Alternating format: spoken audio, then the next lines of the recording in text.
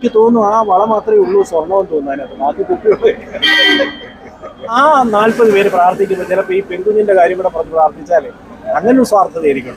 വിവാഹവുമായി ബന്ധപ്പെട്ട് ഞാൻ ചിലപ്പോൾ സ്വർണ്ണം വാങ്ങിച്ചപ്പോൾ പറഞ്ഞത് സ്വർണ്ണം വിടാൻ തയ്യാറല്ല. ഇത് നമ്മുടെ സുരേഷ് സാറാണ്. സുരേഷ് സാറ് അടൂരിലെ SB ബുക്ക് സ്റ്റാൾ എന്നൊരു സ്ഥാപനം നടത്തുകയാണ്. പ്രമുഖ രാഷ്ട്രീയ പ്രവർത്തകനും അതുപോലെ തന്നെ നമ്മുടെ ഇവിടുത്തെ ഇന്റർനാഷണൽ ഫിലിം ഫെസ്റ്റിവൽ ഇതൊക്കെ സംഘാടകൻ കൂടിയാണ് അദ്ദേഹം. അദ്ദേഹത്തിന്റെ ജീവിതത്തിൽ ഏറ്റവും പ്രധാനപ്പെട്ട കാര്യമാണ് ഇന്നിവിടെ നടന്നിട്ടുള്ളത്, തന്റെ മകളുടെ വിവാഹം. മകളൊരു മാധ്യമ പ്രവർത്തകയാണ്. അപ്പം വിവാഹവുമായി ബന്ധപ്പെട്ട് അവർ നടത്തിയ ചർച്ചകളിൽ അവരുടെ ചെലവുകളൊക്കെ ചുരുക്കിക്കൊണ്ട് ഒരു നല്ല കാര്യം ചെയ്യണം എന്നുള്ളൊരു ആഗ്രഹമായിരുന്നു ആ കുടുംബത്തിനുണ്ടായിരുന്നത്. പ്രത്യേകിച്ച് മോളൊരു പ്രത്യേക രീതിക്കാരിയാണ്. സ്വർണത്തിലോടോ ആർഭാടങ്ങളോടൊന്നും ഒരു ആഗ്രഹവും ഇല്ലാത്ത ഒരു മകളാണ്. ഏറെ സന്തോഷമുണ്ട് ഞങ്ങൾക്കൊക്കെ ഇത് കേൾക്കുമ്പോൾ തന്നെ. ഇന്ന് നമ്മുടെ സമൂഹത്തിലെ എല്ലാവരും ഇങ്ങനെ വലിയ ദൂർത്തുകൾ നടത്തുമ്പോൾ അവര് തങ്ങൾക്ക് കിട്ടിയ പൈസ തങ്ങളുടെ അതിനുവേണ്ടി മകളുടെ ചെലവിന് വേണ്ടി അദ്ദേഹം മാറ്റിവെച്ച ആ പൈസ മകൾക്ക് സമാനമായി കൊടുത്ത 16 ലക്ഷം രൂപയാണ് ഇന്ന് ചെലവഴിച്ച് അഗ്നി മന്ദിരത്തിലെ പാവങ്ങൾക്ക് വേണ്ടി 40 പേർക്ക് കിടക്കാൻ പറ്റുന്ന രീതിയിൽ ഒരു കെട്ടിടം പണിത് തന്നേക്കുന്നത്. പ്രിയപ്പെട്ട ചേട്ടനോട് എങ്ങനെയാണ് നന്ദി പറയേണ്ടത് എനിക്കറിയില്ല. ഞങ്ങള് ഇത്രയും വലിയൊരു സംരംഭം ഇത് സമൂഹം ശരിക്കും മാതൃകയാക്കേണ്ട കാര്യമാണ്.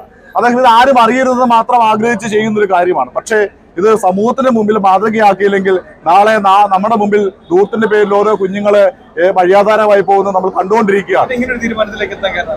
ഇതൊരു കടം തീർക്കല ശരിക്കും പറഞ്ഞത്. കാരണം ഇത് അച്ഛൻ്റെ ഒരു ആഗ്രഹമായിരുന്നു. അച്ഛൻ പലപ്പോഴും പറഞ്ഞിട്ടുള്ളത് പിന്നെ നിരാലംബരായ പെൺകുട്ടികളാരെങ്കിലും സാമ്പത്തിക ഞെരുക്കം കൊണ്ട് വിവാഹം നടക്കാതെ പോകുന്നുണ്ടെങ്കിൽ അങ്ങനെ വിവാഹം നടത്തി കൊടുക്കും. അപ്പോൾ ഇങ്ങനെയൊക്കെ ചില ആശയങ്ങൾ എന്നോട് പല സമയത്തായിട്ട് പിന്നെ കയറി കിടക്കാൻ ഇല്ലാത്തവന് ഇടമുണ്ടാക്കി കൊടുക്കണം. അപ്പം ഞാൻ ആലോചിച്ചപ്പോൾ ഒരു വീടുണ്ടാക്കി കൊടുത്ത ഒരു കുടുംബമേ കിടക്കും.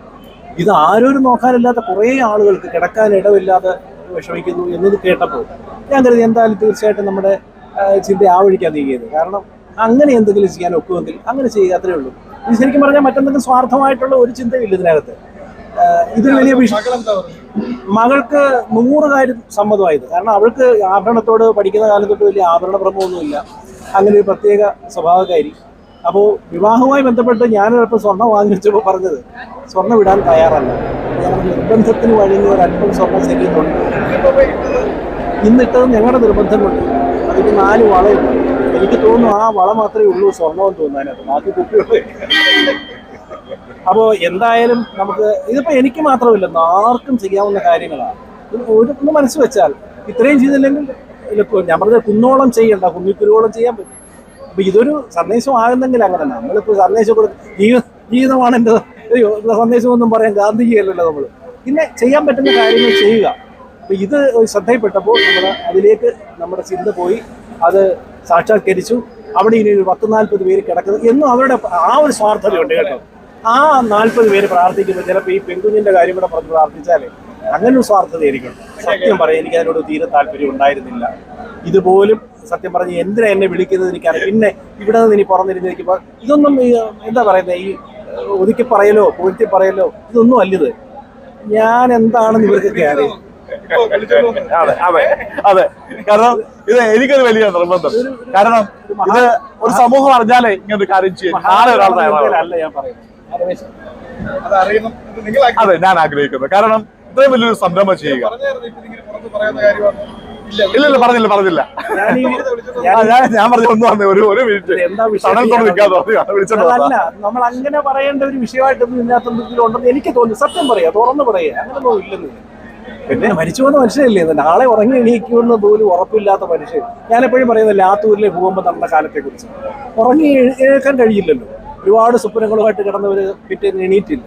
അപ്പൊ നമ്മൾ നാളെ എഴുന്നേൽക്കുന്നോ ജീവിച്ചിരിക്കുന്നോ ഒരു ഉറപ്പും ഇല്ലാത്തിടത്ത് ജീവിച്ചിരുന്നു എന്നുള്ളൊരു ചെറിയൊരു കയ്യൊപ്പ് വേണം എവിടേക്ക്. അത്രയേ ഉള്ളൂ ഞാൻ പറയാനുള്ള. എപ്പോഴും നമ്മൾ ജീവിച്ചിരുന്നു എന്നുള്ളൊരു ചെറിയ കയ്യൊപ്പ്, അത്രയേ ഉള്ളൂ. വേറെ കാര്യമൊന്നുമില്ല. വേറെ ഒന്നും കൊണ്ടാൻ പറ്റില്ല. ഓർമ്മ പോലും വേണമെന്നില്ല. സത്യം പറയാം, അതുപോലെ സ്വാർത്ഥതയാണ്. ഓർക്കണ്ട, പക്ഷെ നമ്മളിവിടെ ഇടയ്ക്കിടെ ഉണ്ടായിരുന്നു എന്ന് അത്രയും ഒരു സിഗ്നേച്ചർ. ഒരുപാട് ഇത് വാക്കുകളാൽ പറഞ്ഞു തീർക്കാവുന്ന നന്ദി അല്ല ഇത്. കാരണം എത്രയോ ആളുകളുടെ ഒരു അറിയില്ലാത്ത, കേട്ടുപരിചയമില്ലാത്ത, കണ്ടിട്ടില്ലാത്ത ആളുകളാണ് ഇനി അവിടെ അന്തിയുറങ്ങാൻ പോകുന്നത്. വഴിയിലേക്ക് വലിച്ചെറിയപ്പെടുന്ന മാതാപിതാക്കൾ, തെരുവിൽ അടഞ്ഞു കിടക്കുന്ന കുറെ മനുഷ്യർ, അവർക്ക് വേണ്ടി ഇങ്ങനെ ഒരു കാര്യം കാണിച്ച ഈ മനസ്സിന് നന്ദി പറഞ്ഞു തീർക്കാൻ കഴിയില്ല. എന്തായാലും എനിക്ക് ഒരുപാട് സന്തോഷമുണ്ട്. എല്ലാവരും സ്വന്തം ജീവിതം കൊണ്ട് മാതൃകയാക്കാൻ ശ്രമിക്കണമെന്ന് വിനീതമായി അഭ്യർത്ഥിക്കുകയാണ്. ശരി.